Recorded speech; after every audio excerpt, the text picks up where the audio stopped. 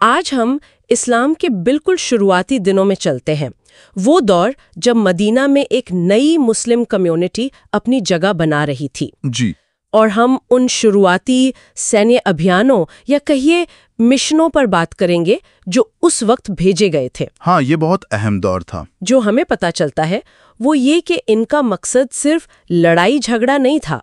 मतलब कुरैश के जो ट्रेड रूट्स थे उन पर प्रेशर बनाना, बिल्कुल। मक्का में जो मुसलमान रह गए थे उन पर जुल्म कम करवाना और जाहिर है इस्लाम का मैसेज फैलाना। हाँ, तो जरा इस पर बात करते हैं। हाँ, ये मिशन पैगंबर मोहम्मद सल्लल्लाहु अलैहि वसल्लम की रहनुमाई में थे या फिर उनके हुक्म पर भेजे गए थे। और ये एक तरह से एक सिग्नल था। सिग्नल? कैसा सिग्नल? कि देखिए, मुसलमान अब वो पहले वाले कमजोर लोग नहीं हैं, एक नई ताकत उभर रही है। अच्छा, तो चलिए कुछ शुरुआती मिशनों को देखते हैं, जैसे वो सैफ अल बहर, बत्तन राबीग और साद बिन अबी विकास वाला मिशन। जी। इन सब में कोशिश तो यही थी कि कुरैश के जो काफिले जा रहे हैं उन्हें रोका जाए। हाँ, इंटरसेप्ट किया जाए। सैफ अल बहर में तो सुना है अबू जहल भी था। हाँ, अबू जहल था उस काफिले में, लेकिन कोई सीधी लड़ाई नहीं हुई, बात टल गई। पर वहीं पहली बार वो सफेद झंडा इस्तेमाल हुआ है ना मुसलमानों का। बिल्कुल, वो एक पहचान बन गया, एक निशान। और बतन राबिग, वहां क्या हुआ? वहां भी सीधी लड़ाई नहीं हुई, बस कुछ तीर चले, लेकिन ये मिशन स्ट्रैटेजिकली बहुत अहम थे। कैसे? जैसे बतन राबिग में क्या हुआ कि कुरैश के काफिले से 2 लोग निकलकर मुसलमानों की तरफ आ गए। अच्छा। हाँ, तो ये दिखाता है कि मतलब लॉयल्टीज बदल रही थी, लोगों का भरोसा मदीना की तरफ बढ़ रहा था। ये तो दिलचस्प है। फिर वो गज़वे शुरू हुए जिनमें पैगंबर मोहम्मद सल्लल्लाहु अलैहि वसल्लम खुद शामिल थे। जी, गज़वा उन्हीं अभियानों को कहते हैं जिनमें वो खुद मौजूद थे। जैसे गज़वा-ए अबवा या वद्दान भी कहते हैं उसे। जिरबुवात, सफवान, ज़िल-उशैरा। हाँ, इनमें भी निशाना अक्सर वही कुरैश के काफिले थे। ज्यादातर तो वही थे। या फिर जैसे सफवान में हुआ, मदीना के पास कुरैश के कुछ लोगों ने हमला किया था, मवेशी वगैरह ले गए थे, तो ये उसका जवाब था, एक तरह से जवाबी कार्रवाई। और यहाँ डिप्लोमेसी भी दिखती है ना? जैसे अल अबवा में बनी दमरा कबीले के साथ समझौता हुआ। बिल्कुल सही, ये बहुत अहम है।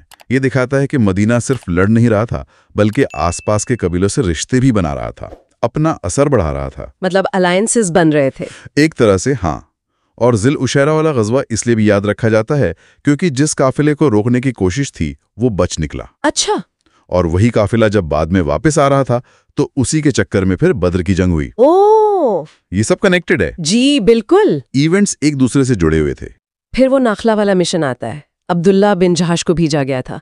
ये थोड़ा अलग मामला लगता है। हाँ, ये थोड़ा पेचीदा था।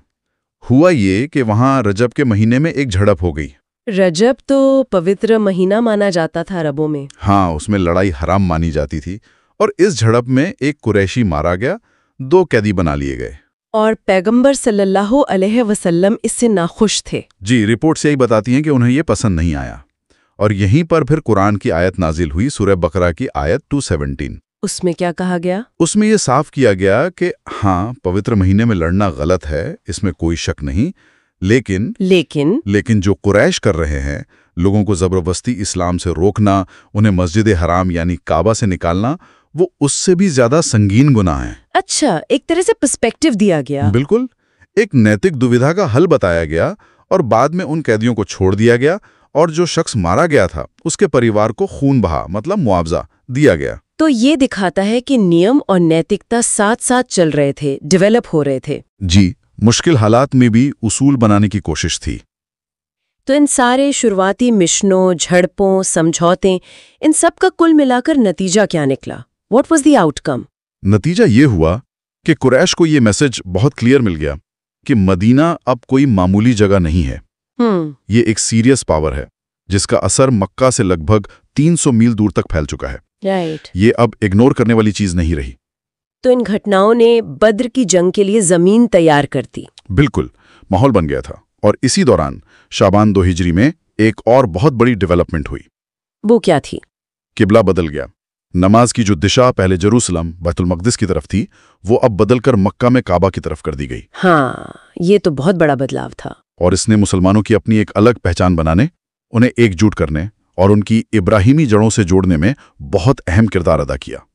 तो अगर हम समराइज करें तो ये शुरुआती मिशन सिर्फ मिलिट्री एक्शन नहीं थे। नहीं, बिल्कुल नहीं। ये इस्लाम की बढ़ती ताकत का सबूत थे, मुसलमानों की बढ़ती एकता का निशान थे और एक नई सोसाइटी, एक नई पॉलिटिकल सिस्टम की बुनियाद रख रहे थे। बिल्कुल सही कहा, ये सब कुछ एक साथ हो रहा था।